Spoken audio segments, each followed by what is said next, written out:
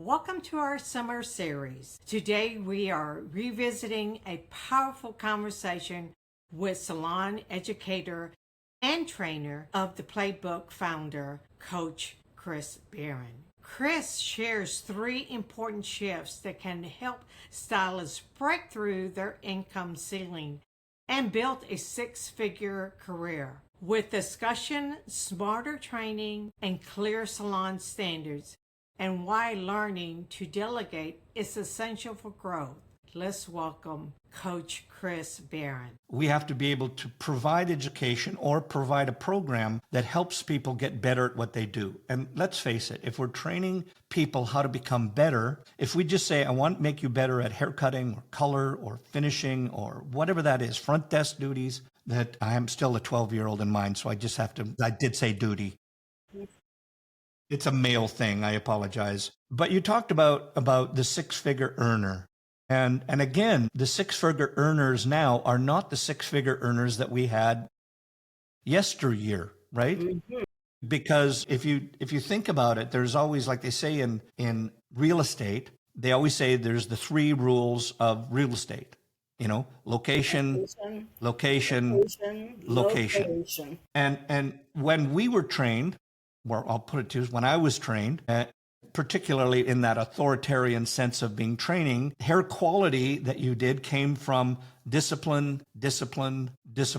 Correct. I think since COVID and since Gen Xers have got involved and saw the reality of the world, listen, that all of a sudden I was home and my parents were home. I had all of the quality of life around me. I did most of my communication via my phone, and I could get my information I wanted for there. I think it has to be a little bit more complex than one thing said three times. And to me, that when I study that, let's talk six-figure earners for a second. That six-figure earners doesn't just mean 100 grand. It means 100 grand plus. Yes. I was talking to somebody the other day that they have people that are working for them. Now catch this, everybody, if you're listening and watching, grab onto your chair right now. I promise you maybe a little bit of pee is going to come out when I say this. It's going to startle you so much. But they were talking that the particular person was taking home $325,000 a year. Yeah.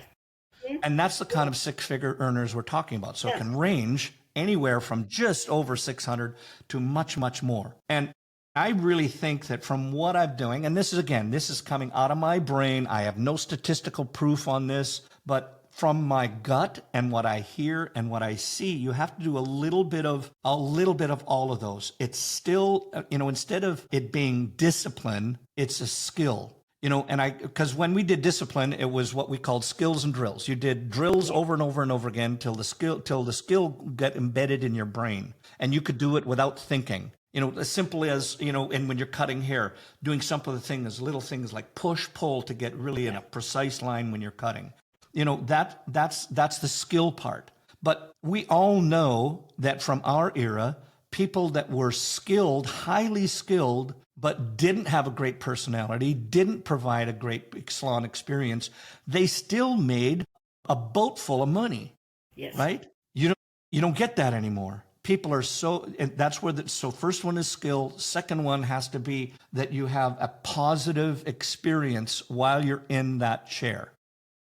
And it's not just a positive experience, but you've made them feel that it was more than just doing a haircut. You were solving their problems, solving their hair care, their at-home service, their at-home products. You were helping to solve problems. And then the last one is delegation. And that's where I find that if you're not delegating, and I'm not talking from the owner, and yes, we owners and leaders need to delegate. We know that. But I think we forget that as an employee, somebody that's a part of a team working at a station, is to delegate. Mm-hmm. People, if you're working behind a chair and you think, and I'm wrapping my arms around that imaginary guest going, you're mine, right? Nobody else can touch you, right? Think that when I talk about delegation, I think of it like this. I mean, we've all been to the doctors. A lot of you young whippersnappers, I'm going to yell out, hey, get off my lawn here right away. But all young people that are out there right now, the Gen Zs, the people that are out there, you haven't had any malady yet. You haven't had to go to a doctor for aching bones or whatever. But the reality is if you think about when you go to a doctor, I've been to a doctor several times in the last while. My wife has as well. But when you go in there, I think if you think of it this way, that doctor is like a planet. And I know I'm remembering back from my science studies right now that Saturn, I think it was, if I can't remember exactly, I think Saturn has 272 moons, little tiny things that revolve around the planet. If you're just a planet on your own, you can survive without moons. But the reality is you're only going to make whatever amount of money you can make in 1 hour. You're serviced by how much you can do in time-wise. Now, if you go to your doctor, somebody checks me in, somebody else checks out my weight. I lie if they don't put me on the scale. And somebody comes into the room, somebody else comes in and they check my vitals. They do my blood pressure. They check for whatever that thing on your finger does that tells you how much air you're taking in. They ask you about all the things you're taking and they do all the questions. And then somebody else comes in and says, okay, good. Here's what's going to happen next. And then the doctor comes in. I see them for 5 minutes. They take in whatever my malady is. They make a recommendation. They had somebody else comes in and they said, here's what you need to do. We're setting up an appointment at this time and so on. Does that make sense? Yeah. If you go in to get whatever, I just had my rotator cuffs done in the last while. When I go to the hospital, 10 people take care of me that revolve around that doctor. I see the doctor for 2 minutes before the lights go off from the anesthetic. And then I don't see him again. I am in recovery. Other moons travel around me, do all the work. I'm hoping this is creating a picture in your brain of that as a stylist, you're the planet. You don't have to have everybody else. You need other people revolving around you that do the grunt work that you don't need to do, whether you want to or not. Mm-hmm. You make more money when you delegate those other things out to people that are paid a lower salary than you are, so you can take on higher services and a higher ticket price. Mm-hmm. That's the way that you make six-figure earners. So, I mean, I hope that wasn't a too far off and I didn't mix metaphors too much in there. But to me, that's the one thing that it really is all about. Everything is about delegation. So if you want to be a six-figure earner, number one, delegate out all the other stuff so you can do higher ticketed services. Chris, if I can just piggyback on what you're saying, I had a small chain of salons, but I started as a stylist with one salon, blah, blah, blah.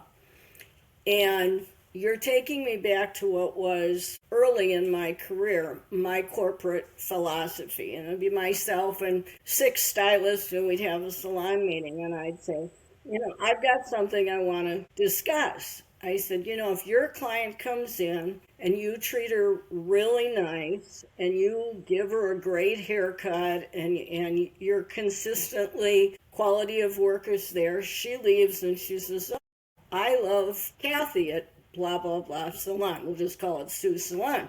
But if she comes in and she has a bad experience, she leaves and she tells her friend, don't go to Sue's Salon. They're terrible over there. Now, you might say as a stylist, well, what do I care? I'm getting mine. But let's step back. Everyone needs new business. Everybody needs add-on services. Everybody wants clients who are going to spend more money. You do that through working in a salon that has a great reputation. So we have to create that culture. If you're working through the salon, you see a client sitting there waiting. Oh, has someone offered you a cup of coffee? Would you like a bottle of water? It doesn't hurt to be pleasant to the people that are in your workspace. And if we all do that for each other, it's a better place for us to work. And we'll all make more money. And that came out of being an owner and a stylist who became so frustrated by having to deal with negativity. Well, how do you start to root that out of there? It starts with the core philosophy of what kind of environment do you want to work in? What kind of environment do you want to be in? What kind of environment do you want people to know about where you work. And that's exactly what you're saying, Chris. And it just took me back to that because it's so true. It's at the base. And that's the only thing. And I will not speak pro or con about it as part of our industry today, but I always wonder in people who rent a booth where they're there by themselves. I do think there's so much to be said for interaction with people, particularly in a society today where we're isolated. So I'm not saying pro or con, but that and we talk about this. I am still in the beauty industry, but have not worked behind the chair on salons for 2 years. And I was talking to a friend of mine the other day who owns a very big, extremely successful salon. I'll give a shout out. Ron Bradison at a new in Madison, Wisconsin. You go, and Ron. Ron still goes to the salon every day. And he said, I'd miss the jazz. I love coming in, hearing the music playing, seeing the young kids, seeing when you create that kind of environment, it's exciting. And that's what really hooks us on this business, I think. Sue, you bring up a really good point there. And for anybody that was watching, you've probably seen me take a pen and writing stuff down because I'm at the age, if I don't write it down, I'll forget. But I think that there's one of the things that I see in our businesses that some people are doing it really well and some people are not. And I've kind of migrated through my career where everything was about technique. I was a designer through and through. And then I became an avant-garde guy through and through. And I was in the 80s, I was a perm guy through and through. Yeah. As I've gotten a little longer in the tooth, my journey has really become of what do I need to do to help other people rather than just helping them with a haircut. And that's where a lot of the things that I'm doing now are based on leadership, based on helping to train other people personally with personal development, as well as train the trainer and so on. And what tweaked me when because you were talking about what it was like, and I think that I think you used the word culture. One of the things that I got from my is you can't lead a team of people, my teachers, when it came to about leadership and how do you lead a team if they have different values. Yes. My challenge to people that were owners was to sit down, establish what your values are. Mm-hmm.